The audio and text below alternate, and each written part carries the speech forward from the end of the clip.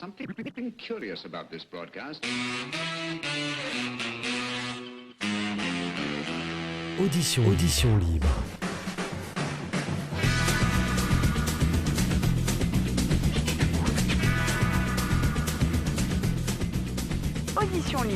Audition libre, l'émission des arts de la scène avec le magazine Le Brigadier. Bénédicte Soula. Bonjour et bienvenue dans une nouvelle ère, il faut bien le dire, l'ère après Pierre Estournel. Il y a eu Jésus-Christ, personne ne me contredira ici je pense. Et bien dorénavant il y aura un avant et après PE, voilà. Donc nous voici dans la première émission après PE, avec Mathieu Arnal, s'il n'en reste qu'un ici, ce sera celui-là je pense. Bonjour oui, Mathieu. Bonjour Bénédicte, bonjour à tous. Pierre Estournel, j'y reviens, qui va manquer beaucoup aux auditeurs. Oui, tout à fait. On a des retours même des acteurs culturels de la région qui nous ont fait savoir qu'il regrettait déjà son absence. Bonjour, elle est là, mademoiselle Anna, heureusement, qui reste avec nous. Ah oui, toujours là, le couteau suisse, le nouveau couteau suisse. Voilà, et oui, il va falloir remplacer Pierre, donc même pour les blagues, on compte sur vous, Anna, bon courage. Je suis pas sûre d'avoir le même humour quand même. Stage intensif pendant les fêtes de fin d'année. C'est ça. Bonjour à Rémi Souloumiac, le roi des platines, qui réalise cette émission pour nous ce matin. Et bonjour à celui qui va apporter un peu de joie dans cette matinée pluvieuse, qu'on a bien besoin, au regard de toutes ces tensions, même politiques et sociales. Notre invité, alors vous le connaissez forcément. Alors selon l'âge que vous avez, il est votre D'Artagnan, votre Cléante, votre Roméo, ou plus récemment Monsieur Jourdain ou Thénardier, ça dépend, voilà.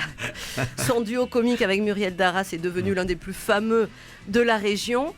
Bon, accessoirement quand même, il co-dirige le Grenier Toulouse depuis 2003, ça fait un bail maintenant, Grenier pour lequel donc il joue, mais aussi, surtout, il met en scène. Alors là, il vient de rajouter un nom à la longue liste des personnages qu'il a incarnés, celui d'Oscar, immortalisé par Louis de Funès. Merci de faire un triomphe à Pierre Matra. Bonjour à tous.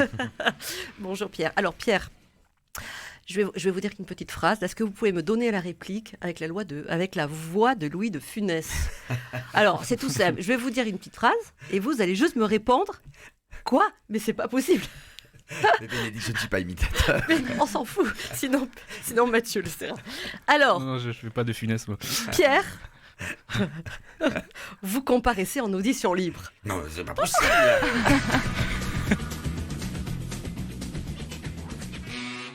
Audition libre, interview, Mathieu Arnal. Ah bah dites donc, ça fait drôle de se retrouver face à Louis de Funès Junior. Je savais qu'il serait jaloux, qu'il pourrait pas s'empêcher.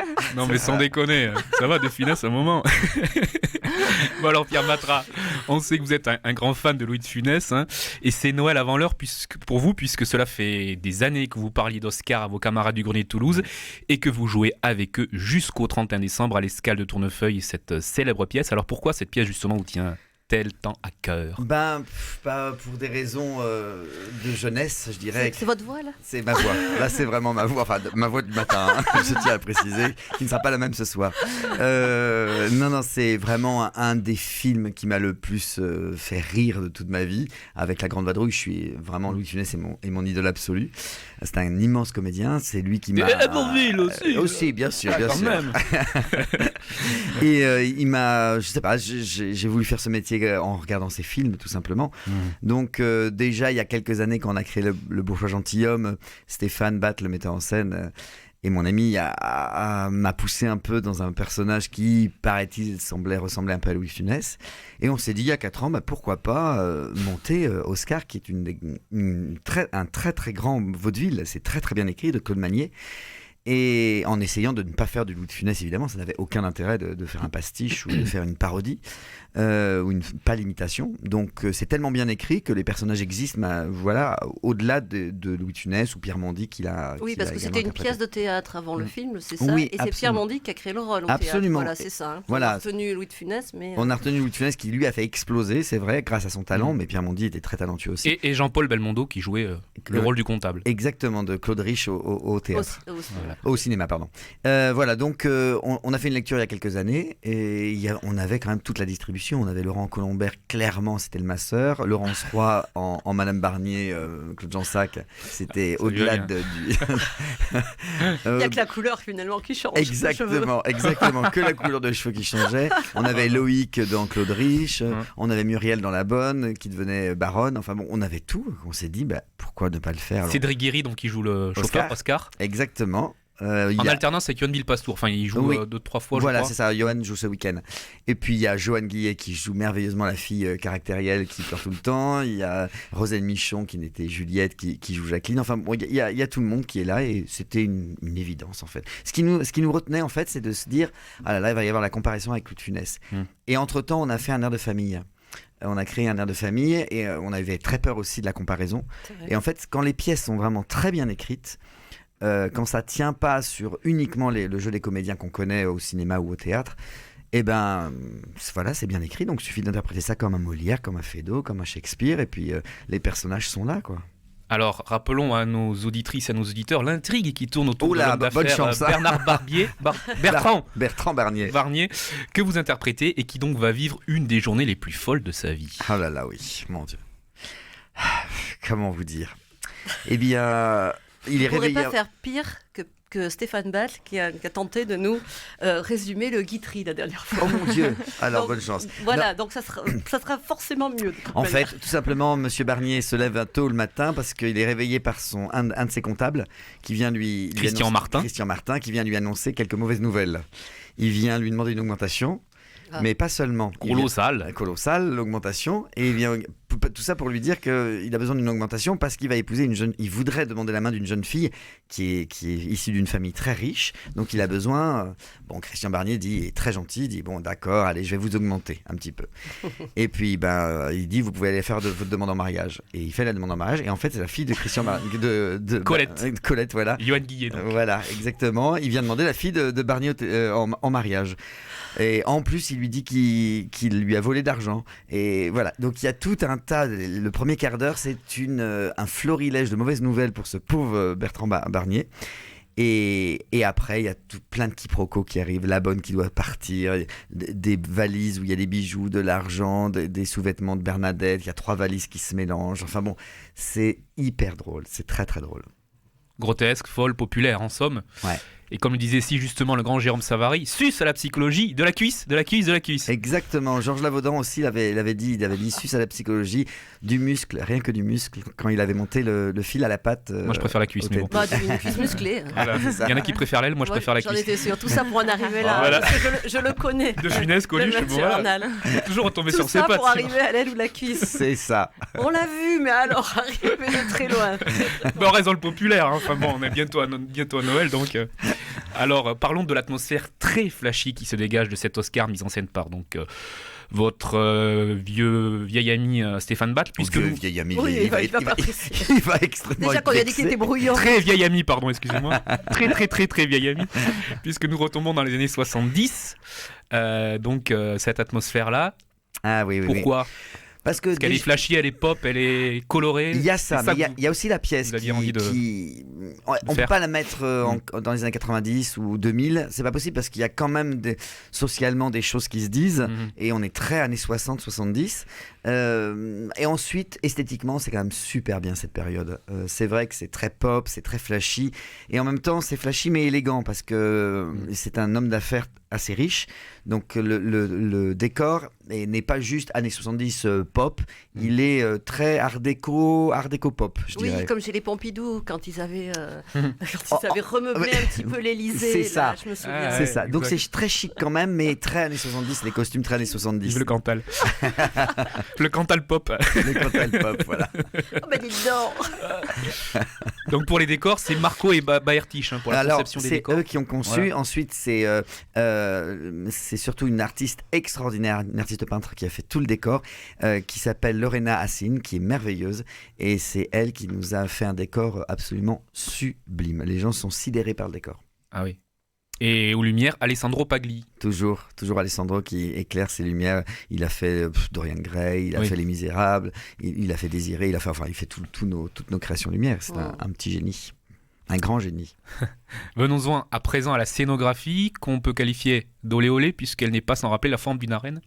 Ouais, Il est en forme, il est en forme. Il n'y a pas à dire. Il a C'est mangé un bientôt clown Noël, ce alors matin. voilà. je dirais, c'est plutôt circassien. C'est Ouais. un arc de cercle dans lequel il y a toute cette folie qui va exploser au milieu de ces 6 portes et cette estrade de cette grande porte au milieu. Enfin, c'est vraiment très. On est dans l'esprit du cirque et de l'arène. Vous avez raison, ouais, de l'arène. Il va se passer beaucoup de choses au milieu. Justement, continuons. Mhm. Sur sur l'arène, sur le décor et sur cette atmosphère donc très flashy, très années 70, mais pour donner l'eau à la bouche aux auditrices et aux auditeurs. Ah là là. Parce que là, on reste un peu sur notre fin. Oui, ok. alors au Grenier de Toulouse, on n'aime pas trop les Déshabiller la mariée avant la nuit de noces. les C'est- spoils. Ah, ça faisait longtemps. On n'aime pas trop les spoils, mais on n'aime pas trop les Les décors spoils. aussi très très très réalistes. Donc ça reste quand même très Grenier de Toulouse, c'est-à-dire que ce sont des espèces d'immenses portes.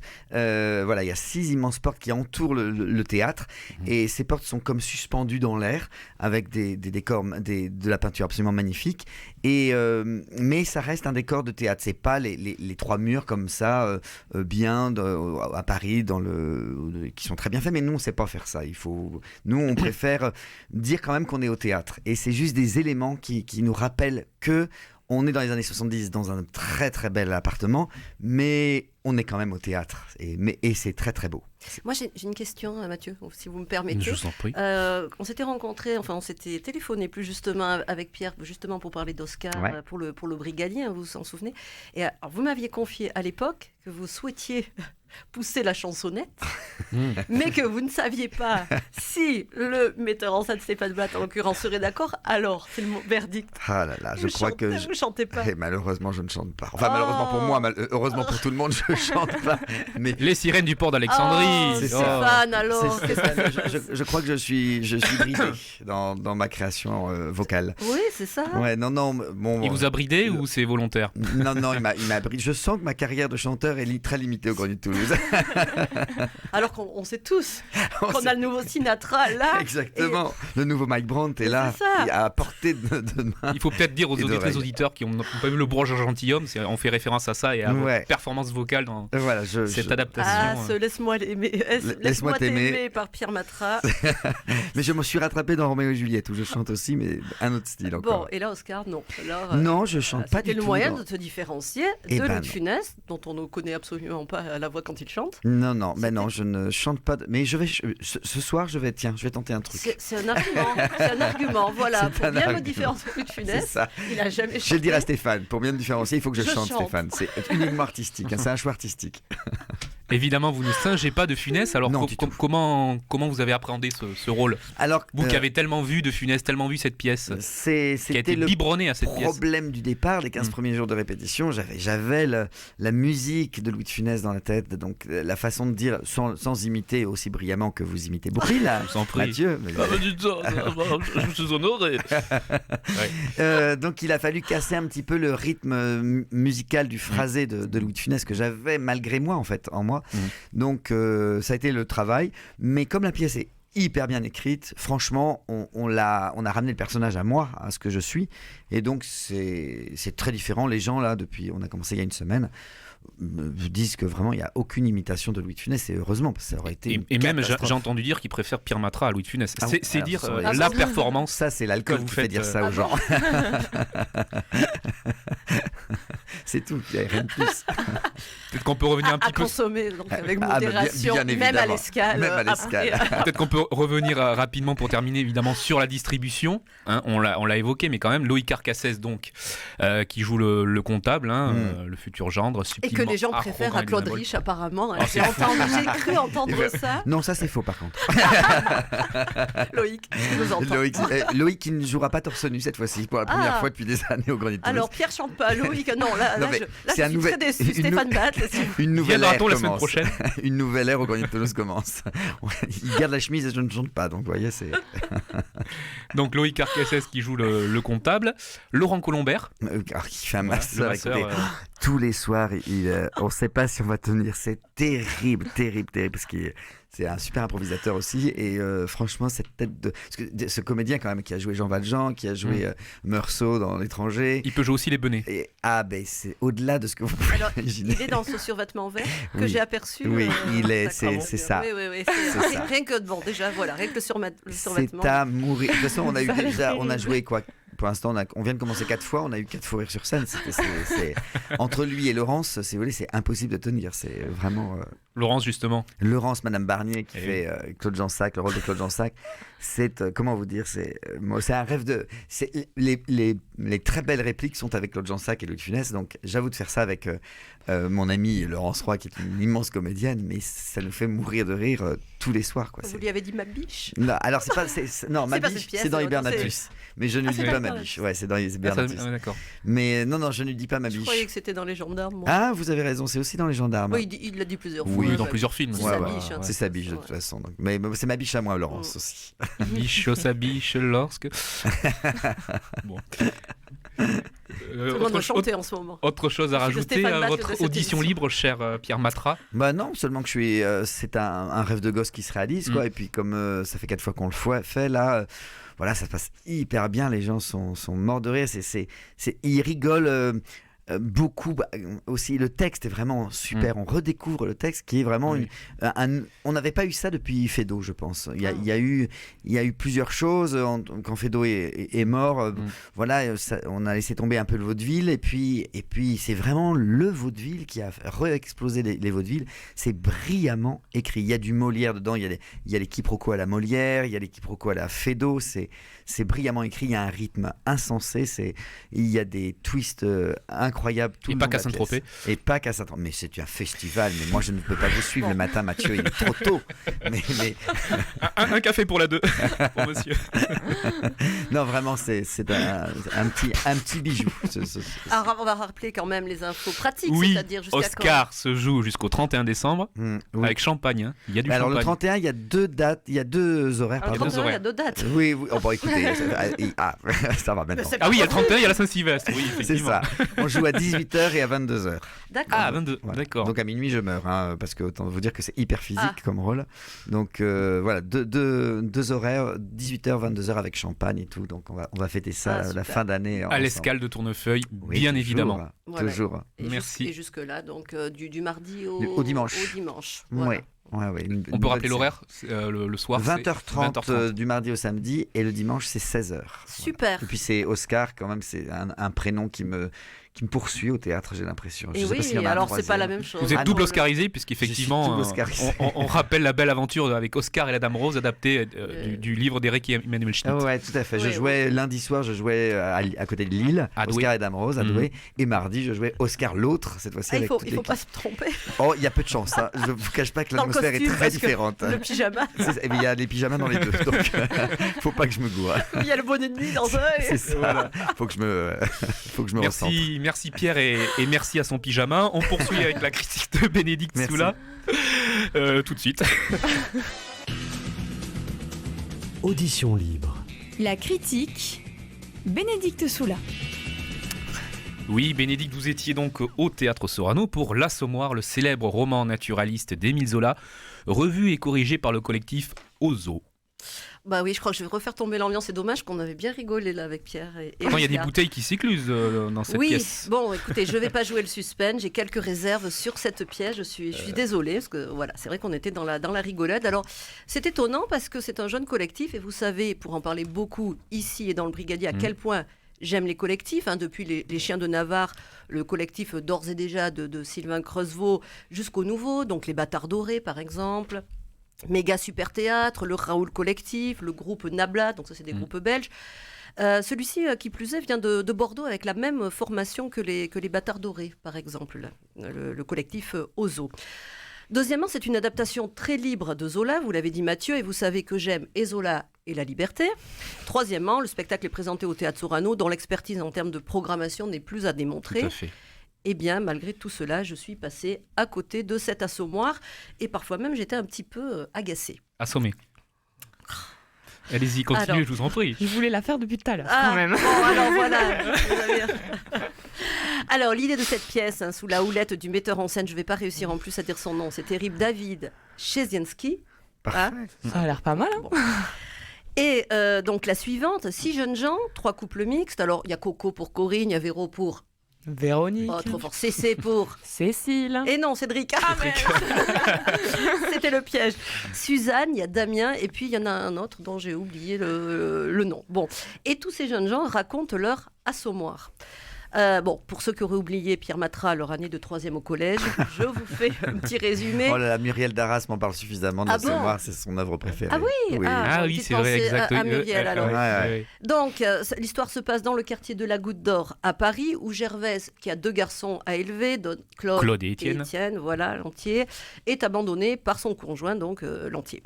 Et donc, elle travaille dur pour réaliser son rêve d'ouvrir une blanchisserie. Malheureusement, son nouveau mari, un Zenger, un certain Coupeau, suite à un accident, il est tombé d'un toit, sombre peu à peu dans l'alcool et la paresse et va entraîner Gervaise, bon, à moins que ce soit l'atavisme familial qui joue encore des siennes, on est chez Zola, vers les profondeurs de la déchéance. Alors, moi, je vous raconte ainsi, de manière assez linéaire et synthétique, mais ce n'est pas du tout le cas du collectif Ozo, qui fait de tout cela de la charpie narrative. Bon, nous sommes dans le théâtre émergent, c'est-à-dire post-dramatique et post-moderne, c'est-à-dire on déconstruit, on met de la distance, on ironise, on casse le rythme, pour au final, de toute manière, vous livrer quand même l'histoire dans l'ordre. Vous serez d'accord avec moi, Pierre Matra, on n'a pas encore trouvé mieux pour être compris. Donc, parfois, ce procédé post-dramatique est du grand art, car il est malgré tout porteur de sens. Par exemple, je pense aux Chiens de Navarre, qui, plus ils étaient incontrôlables, plus une critique violente de la société émergeait de la forme. Bon, mais ce n'est pas le cas ici. Le côté fouillis, les interruptions permanentes des narrateurs par les autres personnages au plateau, les paroles qui se mélangent, le fait de jouer des personnages qui jouent eux-mêmes des personnages, il y a toute une mise en abîme, ça c'est intéressant d'ailleurs, cette mise en abîme, qui jouent eux-mêmes des personnages et en plus en état d'ébriété. Bon, la casse permanente du rythme, surtout que l'histoire n'ait pas l'air d'avoir un fil. La sape systématique de toute émotion théâtrale, tout cela, j'ai trouvé, moi, épuisant, un peu irritant et excluant même pour le public. Cela empêche de rentrer dans la pièce, au moins la première heure de représentation. Il y en a 2 à peu près. 2h15. 2h15, voilà. Alors, évidemment, tout est histoire de dosage. Nous ne sommes pas au marathon des mots et je ne souhaitais pas entendre le roman de Zola dans sa forme originelle, autant le lire dans ce cas. Mais j'aurais aimé entendre en revanche la voix de cette jeune génération sur les sujets qui traversent le texte de Zola, c'est-à-dire la misère sociale, la réflexion sur le travail, est-il libérateur ou au contraire aliénant, le statut des femmes dans la société, les violences faites aux femmes. Les passages sélectionnés par le collectif sont très très forts et trouvent un écho puissant dans notre société actuelle. Vous n'allez pas me contredire. Or, à chaque fois que ces sujets-là sont mis sur le tapis dans la pièce, on ricane. Les garçons tripotent les filles tripotent les garçons. Bref, on semble un peu gêné par le propos, par ce traitement naturaliste et militant de l'auteur Émile Zola. Lui, il accuse Zola dans sa littérature. Et dans cette version théâtrale, on ne veut tellement pas être didactique, on ne veut tellement pas être taxé de moralisateur, bien qu'on préfère laisser complètement partir le sens, quitte à tomber dans la vacuité. J'ai une question alors, pourquoi avoir choisi ce texte dans ce cas-là? Bon, c'est dommage, comme chante Big Flo et Oli. Ils auraient dû y aller.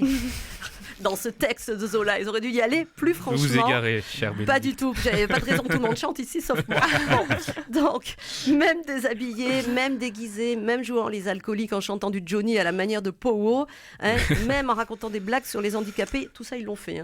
Si je vous cite tout ça, c'est qu'ils l'ont fait. Et d'ailleurs, ça fonctionne.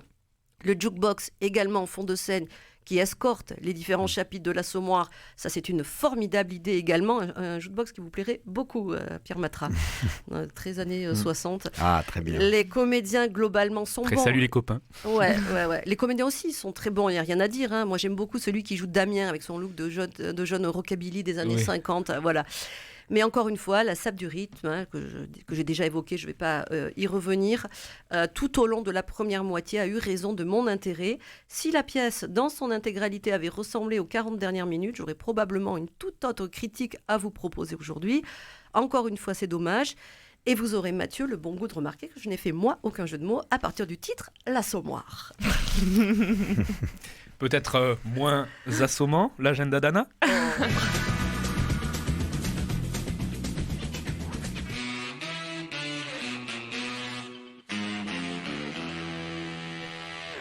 Alors, pour cette semaine, il y a d'abord H au théâtre de la Cité pour encore quelques jours. Ça va se finir là bientôt cette semaine.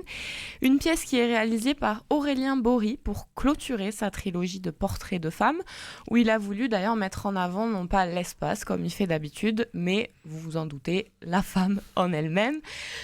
Cette représentation a été conçue spécialement pour une danseuse indienne qui va d'ailleurs être tout au long de la pièce seule sur scène et qui va incarner Shiva, le dieu de la danse. Donc toute la pièce va tourner autour de ce dieu qui, d'après la légende, serait le seigneur de la crémation et donc aurait le corps recouvert de cendres. Et c'est donc pour ça qu'Aurélien Bory a joué sur cette scénographie avec de la cendre sur toute la scène pour rappeler donc ce personnage et que la danseuse s'imprègne au maximum de cet emblème mythique. Donc un spectacle émouvant qui a retrouvé encore jusqu'à samedi au Théâtre de la Cité à 20h. On continue à la Cave Poésie avec Aïe un poète, qui est un peu plus rigolo, Aïe, aïe, aïe. de la compagnie d'Essence. D'ailleurs, d'après eux, ce spectacle aurait aussi pu s'appeler « Je n'aime pas la poésie, mais ça, j'aime bien ». Donc, ça aurait été mieux. effectivement, il s'agit de poésie, bien sûr, mais surtout de théâtre et de danse avec cette poésie, ses rimes et ses proses. Justement, le texte, c'est un texte de Jean-Pierre Siméon, qui est assez simple et ludique. Et justement, c'est pour permettre aux plus sceptiques de se rapprocher de la poésie avec curiosité plutôt qu'avec appréhension. Donc, Aïe un poète, c'est encore jusqu'à ce soir, jeudi, et jeudi et jusqu'à samedi à la Cave Poésie. Avec Anne Rebeschini. À 21h. C'est vrai. Voilà. C'est vrai. Anne Rebeschini. Et pour finir cet agenda en beauté, on va partir au Théâtre du Grand Rond pour une création jeune public créée par une compagnie qu'on connaît bien. C'est l'Agite qui revient avec Complexe, une représentation coécrite et mise en scène par Clémence Barbier et Inès Fener, bien sûr, la famille Fener. La pièce va, comme vous pouvez vous en douter, tourner autour des différents complexes qu'on peut avoir. Et pour ça, elles ont décidé de faire appel à la vidéo pour amener les enfants à se questionner sur ce sujet, mais de manière un peu plus rigolote qu'une simple conférence. Donc les deux autrices comédiennes abordent ces envies récurrentes de toujours se comparer aux autres, en se focalisant tout particulièrement sur l'image qu'on a de soi. Et une représentation qui montre donc aux plus jeunes la nécessité de s'accepter tel que l'on est, à retrouver pour la dernière fois samedi au Théâtre du Grand Rond à 15h. Eh bien, parfait. Voilà, et donc on Il y a du rappelle choix. Oscar jusqu'au 31 avec Pierre Matra et puis toute la bande du Grenier de Toulouse. Également l'Assommoir pour ceux qui veulent. Évidemment. S'assommer. Non, et puis évidemment, Muriel Darras, justement, d'Arras. Si elle veut aller voir l'Assommoir, c'est au Théâtre Sauvano. Elle est un peu occupée en ce moment. Ouais, c'est ça le problème. Je préfère la garder avec moi. Elle se le passera en streaming. C'est Bon, ça. ben voilà, alors, décidément. Pas de chance pour l'Assommoir. À la semaine prochaine. Bye bye. Merci Bye à bye. tous.